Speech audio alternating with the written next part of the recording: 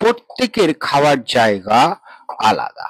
এর এর এর নাও watch what will happen.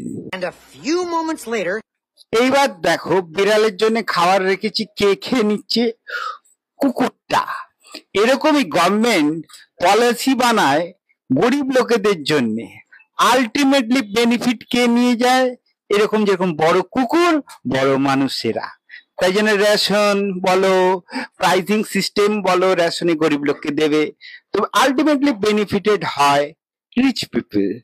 This is the policy আর ইকোনমিক পলিসি। তার জন্য কি করা উচিত? গভর্নমেন্টের ওপরে রেস্ট্রিকশন লাগানো উচিত, বটম প্রাইসিং রেস্ট্রিকশন লাগিয়ে কোনো লাভ হবে না। এই বিড়ালটা কম খাবার পেল, এই বিড়ালটা কে রিপ্রেজেন্ট করছে? গরিব লোককে।